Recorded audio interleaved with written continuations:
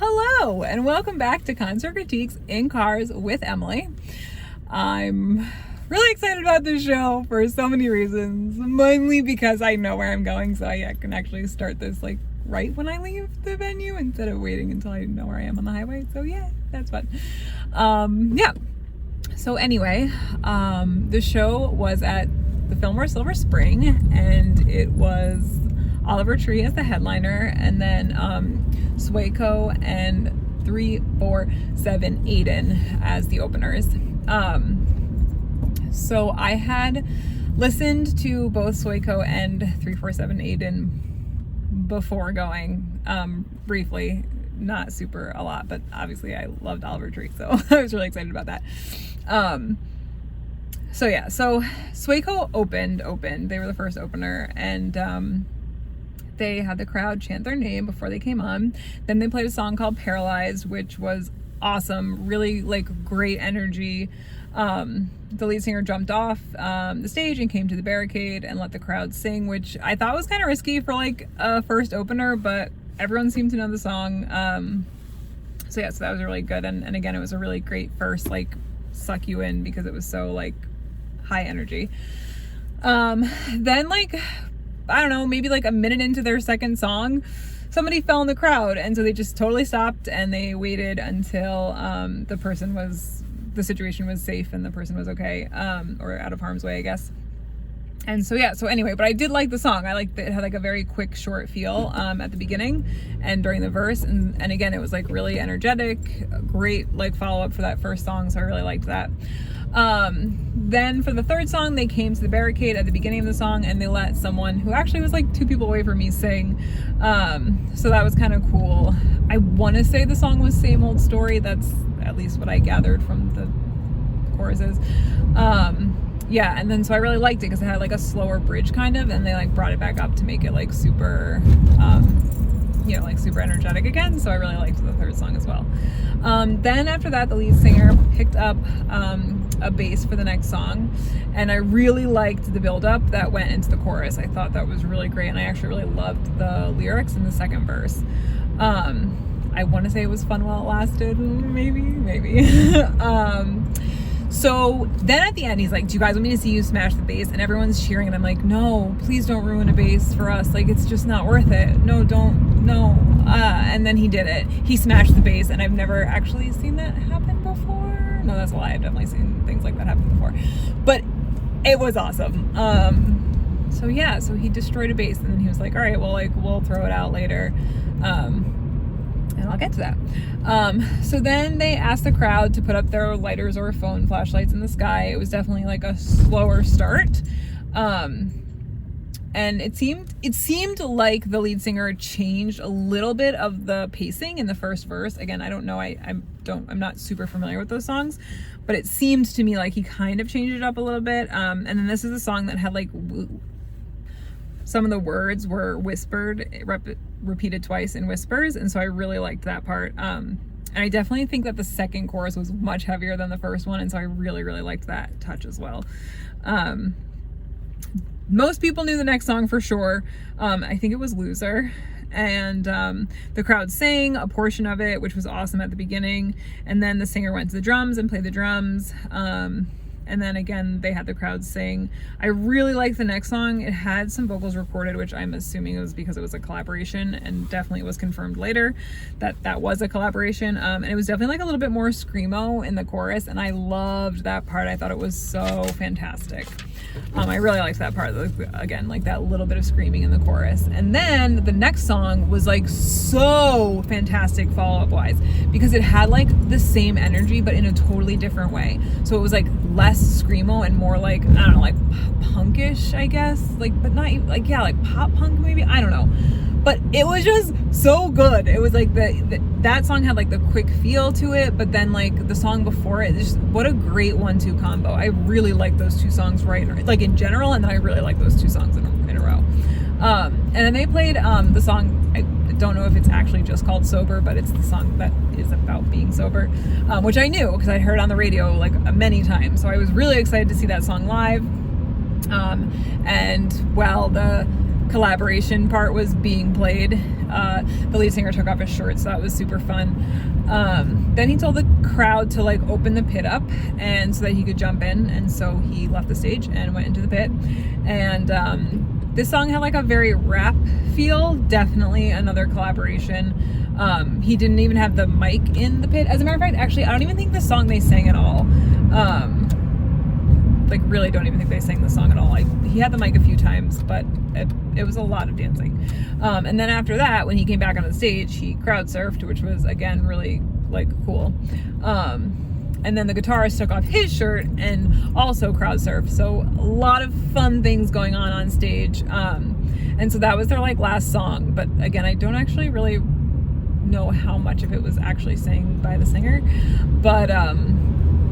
But yeah, so then afterwards they like had quite a bit of like post-show banter, which was great. They brought the broken bass back out, and he signed the pieces of it and threw the one piece and gave the other piece to someone. And then he had a banana that he signed and threw into the crowd. So that was really fun. It was just like a fun little end of the show touch. Really, really like that band. Listening to them on YouTube throughout the past week, I was like, yep, this band is definitely going to be good. I was a little bit hoping they were going to go on second instead of first, but unfortunately I can't really control for that. So yeah, so let's get into 347 Aiden. So again, I listened to some 347 Aiden songs before coming. Some of them I liked, some of them I wasn't a huge fan of, so I was interested to see how I felt about this person live. So let's get into it. I really liked the second half of the first song. It's so funny because when he first started playing it, I was like, again, it's like, I don't know if it was because I had this preconceived notion that I wasn't going to like it because of what I had heard on YouTube. But I don't know, for some reason, it's just like really the second half of the song, I was like, okay, like I'm here. Like, this is great. But then like towards the end, it sounded like he was trying to say something during the instrumental bridge and could not hear, like something serious, like he was talking about, I don't even know, like I honestly don't know. And so that was like a little bit like weird because it was like you couldn't really hear what he was saying, and then he's like trying to be like serious, but then you're like, wait, what? But then the second song was Memories, and I loved it so much, like from the before it even started, like with just the opening instrumentals to the end. So fantastic. He like moved all around the stage, and like even though it was a slower song, he still had so much energy, like so much energy. So I really, really loved that song, like everything about it. The lyrics were great, the instrumentals were great, and then the energy of it was great. He asked for the crowd to light up the venue with their phones or lighters. I really loved the lyrics in what I think was the chorus. It was really cool because they actually didn't have any like lights on the stage until about halfway through. So yeah, so I also really loved the part before the third chorus in that song. So again, great follow-up. Thought it was really cool.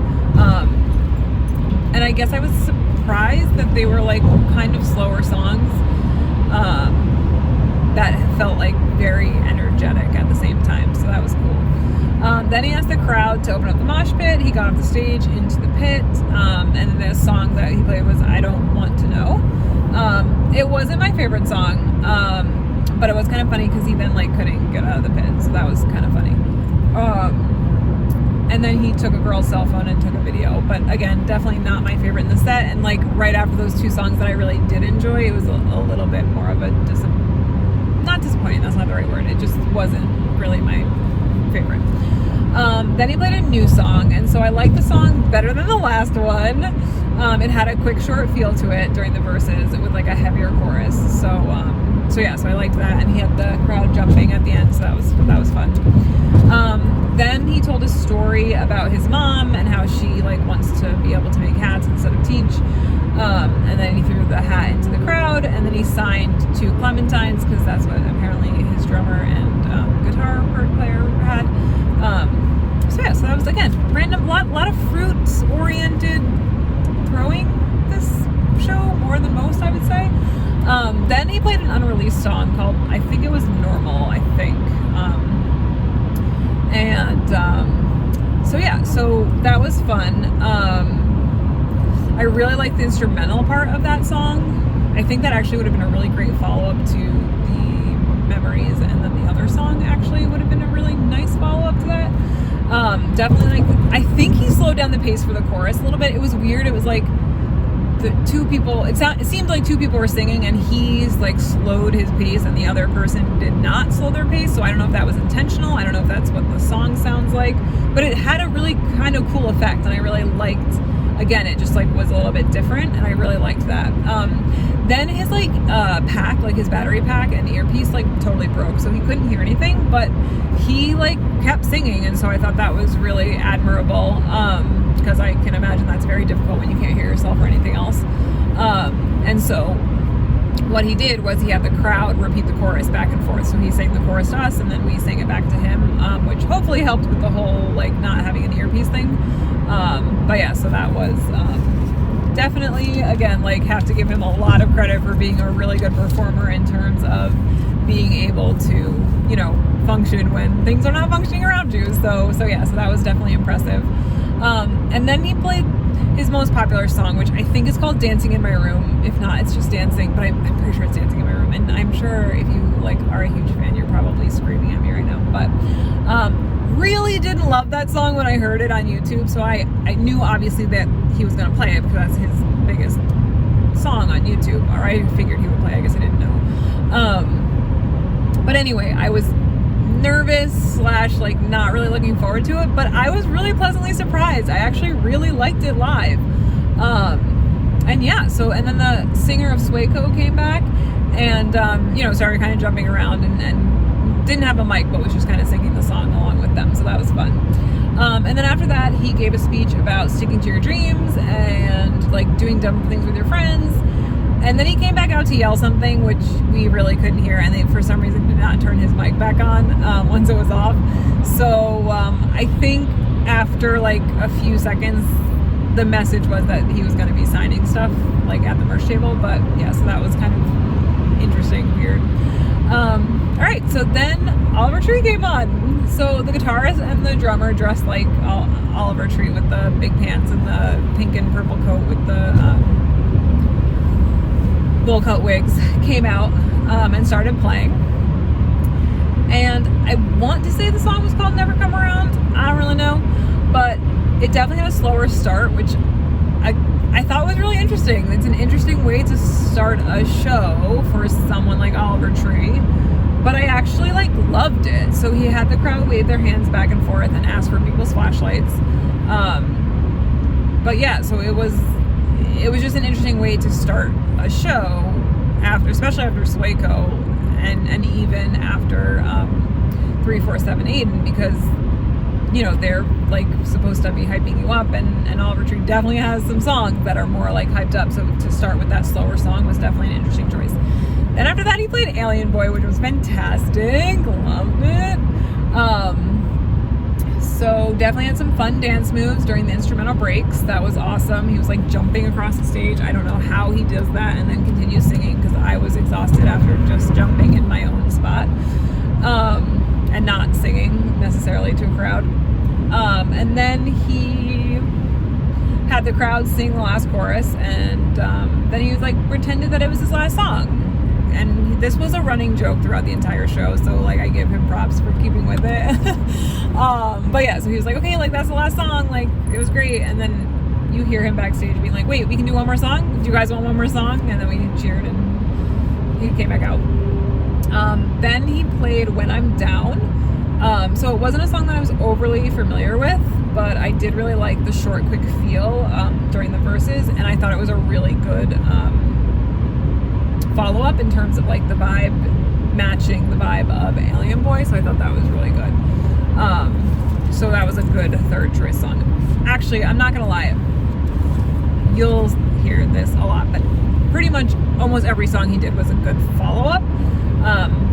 We'll talk about that. So then he talked about why he changed his look and his hair and stuff like that, and then he took off the purple and pink jacket and those big pants, and kind of almost like a strip tease thing, weird, I don't know, but it was like to game show music. Yeah, and then he put ski goggles on, And so then he played a song that I recognized but definitely didn't know the name of, from like the first album. And so I like definitely recognize it. I've heard it a few times. It definitely has like a more rap vibe, and so that's what I just don't really remember the name of it. But it was still cool to see live. But again, it definitely wasn't my favorite, but I was glad that he played it earlier because his follow-up song, again, good follow-up for the song. So he asked people to open up the mosh pit. He put a safety vest and ski mask on. And it was a song that I didn't know, but it was definitely more of a rap song than even the previous song was. And so again, like, it wasn't my favorite, but it was a perfect follow-up for the previous song. And it was like, again, wow, I said again a lot there. So I was glad that he had played those two songs earlier on in the set, because I was figuring that, again, those were two good songs that were follow-up wise, like vibe wise, because they were both had that rap feel to them. So I was glad that he played them and like kind of got them out of the way.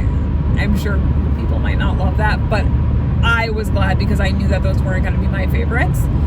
So the fact that I kind of didn't love this moment in his set, but I was like, okay, at least I know that those songs are like done, hopefully, and then hopefully that you won't get this like super rap vibe for the rest of the show. So then after that, he played Life Goes On and On. So it was really fun to see that live, and he definitely did some like karate or jiu-jitsu moves during the instrumental break. So that was fun. And then someone started to chant Paul Logan, something about,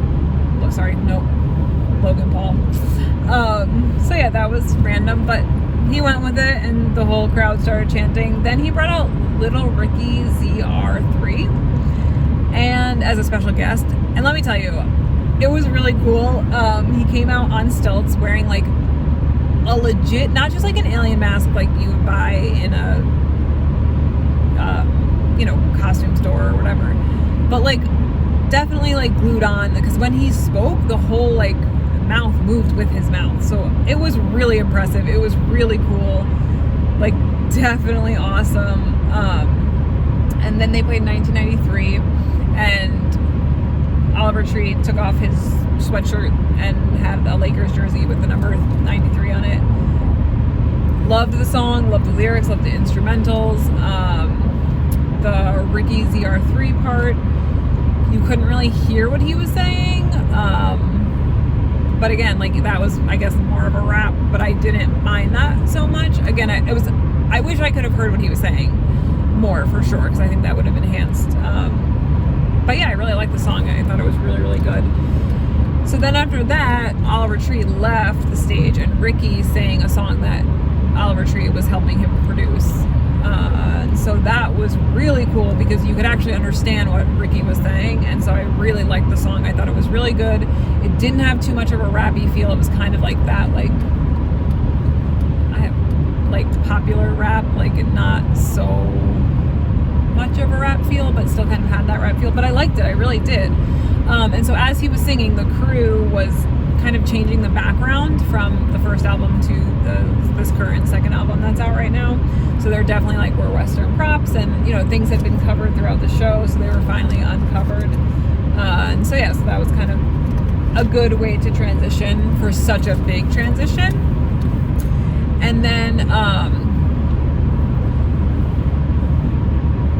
so then they played, like, again, this was all part of the tradition. They played a really well-known EDM song, and you're probably screaming. If you were there, you're probably screaming at me what the title was, but you would all totally recognize it.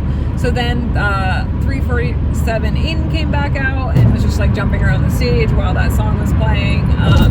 They pulled a fake cow onto the stage with a bucket underneath it. You heard horses' hooves, and then like this cowboy voice came on and started talking about an outlaw.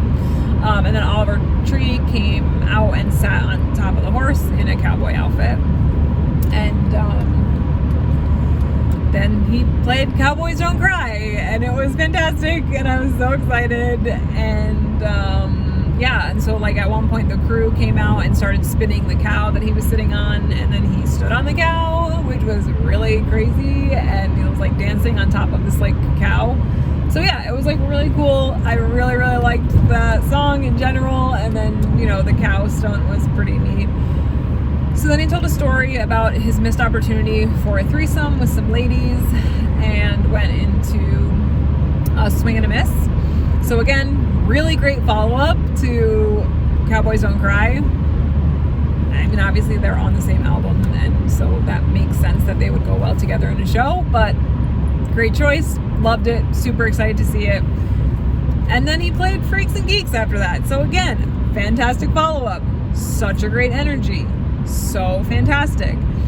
He did like a wavy arm thing during the music part, which was fantastic. Really loved all the like cheesy dance moves, and then he like spun. It was great. It was just so fantastic. And then he played an unreleased song from his next album. So they brought like a Schroeder piano, and like, I mean like the little one that is on the ground from Peanuts. And so the guitarist slash pianist slash the keyboardist slash the every instrument guy, that except for the drums, was playing it. And so he started playing The Entertainer while Oliver Tree was like dancing around, and then they like went into this like totally shift of music, definitely more of like a rap pop feel, and sang 2 lines, and then that was it. He was like, right, this is gonna be like my next big hit, it's gonna be on my next album. So that was kind of funny. So then Oliver Tree got a big guitar, because that was part of the props. So like part of the Western props, they had these 2 huge guitars just kind of sitting on the stage. And so he got one of those big guitars, and they played Miracle Man, which was so good. And he told a story about the time he was on a plane and he almost died, and it was like, it was a miracle, man. And to make the most of life. So I really like that song. You know, that was definitely one song that I remembered, but I definitely was kind of not expecting to hear it. So I was pleasantly surprised when that came on. Again, great follow-up, fantastic follow-up, and it was really nice to see it live again. Then he talked about telling your family and friends that you love them while you can, because apparently he has recently lost someone in his life. And then he played Cash Machine, which, surprise guys, it was a great follow-up. I'm telling you, this whole like stint of music was just so fantastic. You have like the same energy, the same level of energy, the same feel, but like all the songs have something different in them. So it really was great. And man, let me tell you, the bridge, the end bridge, he rocked out. It was so epic and awesome, and it was really, really fun. And then you heard the cowboy voice come back on and say a little something. It was a song I didn't recognize, but I definitely heard before. But again, it was a really good follow-up. It had a bit of a slower vibe, but it's like we start a little bit slow, then we get like really into it, and then we kind of come back down. So thought it was a really great choice, really enjoyed it. So there was an outhouse on stage, and so after that song, he went into the outhouse towards the back of the stage, and then like music started playing, and he was talking over it as if he were in the outhouse using it. And he's like, I need toilet paper. So someone, you know, one of the crew members came out and threw him a thing of toilet paper. But really he was changing into a different cowboy outfit. So that was pretty crazy and pretty cool.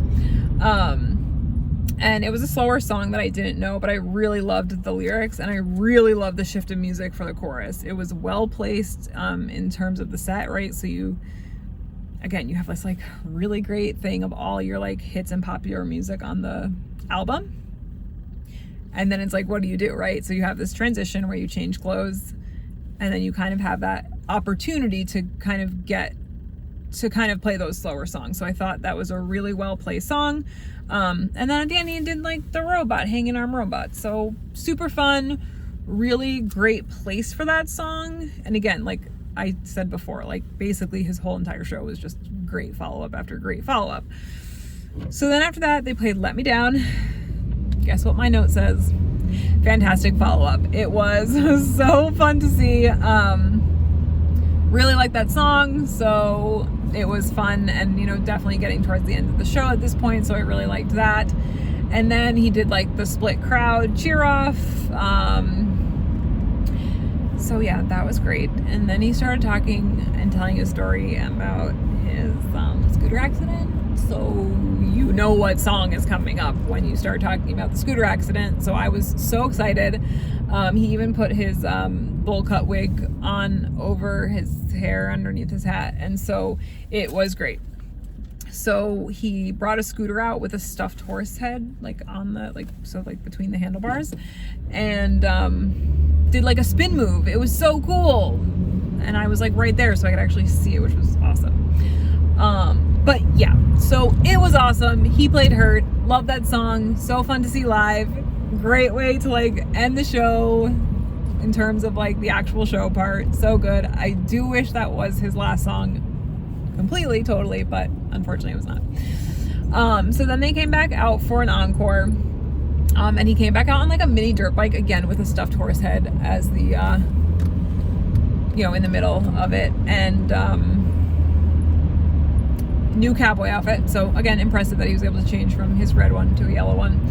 And I did not recognize the song, but I want to say it was called Forever Long. I could so be wrong, and again, you might be screaming at me, but he said that word a bunch during the chorus, so he's pretty good at like keeping it solidly close to what the main part of the chorus is in terms of song titles. But yeah, loved the short, quick feel of the verses. And then towards the end of the song, he started singing Alien Boy, which was awesome. I love that it came full circle, especially because that was the second song. So I really, really liked that was the song that he went with. It was a really good choice, and that's kind of how the show ended. And then the band members came up and they bowed, and then they kind of like did a little like one-legged dance off to the Seinfeld theme song, and that was the show. So my score on this one, definitely loved Sueco. Loved them. I really, really liked them. Again, I wish they had played second, just because I knew going in that I was gonna probably like them more than 347 Aiden. But I actually really liked 347 Aiden. I thought that going in, I wasn't going to love some of the songs, and I didn't. Some of the songs were not my favorite, but I was pleasantly surprised, especially with that last song that they played. Really liked that much more live, and again, Memories was so good, and then the song following that was really good as well. So that moment of his set was really fantastic. But also he just like seemed like genuinely appreciative, like to have a crowd and to have the crowd be so like excited and involved in his set. So I did really like his set overall. There were a few songs that weren't my favorite, but I was pleasantly surprised. Again, if he had gone first, I definitely think I would have had a better time at the show, and my score would be a little bit higher, but definitely higher than I initially thought it was going to be going in, just because I was surprised. He was really good. Oliver Tree, loved the opening. Again, that kind of rappy lull in the middle was not for me. Loved that whole section of like, right when we turned into that Cowboys Don't Cry phase. Man, that was really, really good. Loved those like 6 or 7 songs right in a row. Bam, bam, bam. Loved Hurt. That was fantastic. Wish that was the last song instead of the encore song. But again, the encore song was really good and it was fun, but it just wasn't Hurt. Man, this is tough. I think I'm going to give this one... I think I'm going to give this one an 8.0. And I think I'm going to give it an 8.0 because, again, there were definitely some songs that I would not have put in the set list if it was just me. And I do think, like, okay, so I think kind of Sueco almost stole the show. Almost. Because they were so fun and so energetic. And honestly, until a little bit later in Oliver Tree's set, I was like, damn, this is almost boring compared to Sueco. But then he definitely totally blew me away and was so entertaining, and so I really did have a good time with his set towards the end. But at first I was like, ooh, Sueco, way to go. So yeah, I think an 8.0 is totally the score. Let me know what you think. Do you agree? Do you disagree? Like, comment, subscribe, and I will see you guys next time. Bye.